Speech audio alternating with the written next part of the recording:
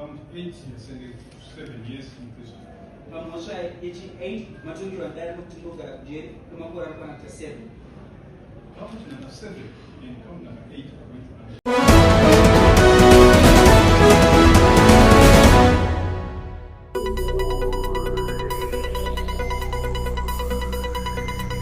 Muri Zimbabwe mashoko kubva kudare reHarare Magistrate Court uko Enimo zvitsva anga achipiwa mutongo wake zvichitevera kubvuma mhosva kwaakaita svondo radarika kumhosva 10 dzaakanga achipomedzerwa, mhosva dzinosanganisira yekubata chibharo, kuponda pamwe chete nekuzama kuponda vanhu muchiitiko chakasiya nharaunda yeGuruve isisina mufaro, nharaunda yeGuruve ichivhunduka zvikuru. Murume uyu akazokonzera kuti hurumende inge ichitumira mauto pamwe chete nemamwe ma-state security agencies kundomuvhima mushure mekunge arura nekuponda vanhu.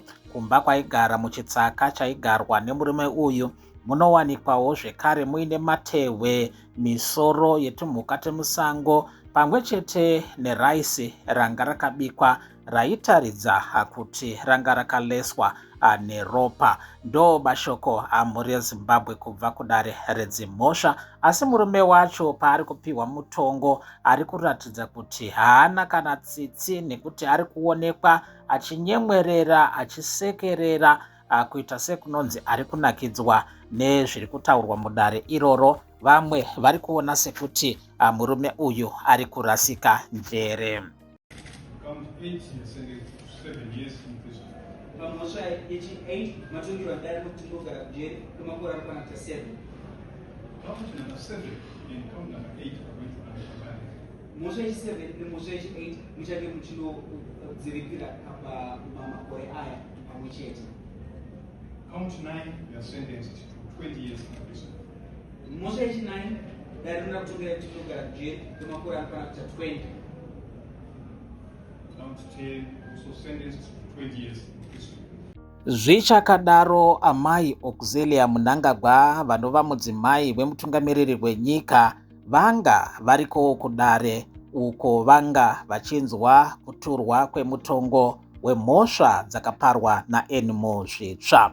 Amai Mnangagwa mumwedzi wapera vakamboshanyira Enimo zvitsva vachida kunzwa kuti chii chakakonzeresa, chii chinoitika kune murume uyu, apo vakataurirwa nhau dzinotyisa zvikuru.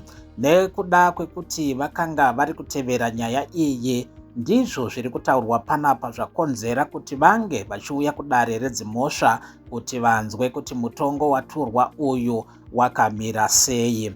Zvinotaurikavo kuti nhau yavo yava negakava padandemutande, nekuti veruzhinji vane muono wekuti dare raita mafevha ekupa mukana nyaya yaamai Auxilia Mnangagwa kuti ilive streamwe, asi nyaya yeConstitutional Court yarambidzwa yanyemwa mukana, apo varwi vehondo yerusununguko vakasungisa vakakwidza nyaya kudare redzimhosva vachida kuti vaEmmerson Mnangagwa varambidzwe kuenderera mberi nekuamenda constitution yenyika yeZimbabwe.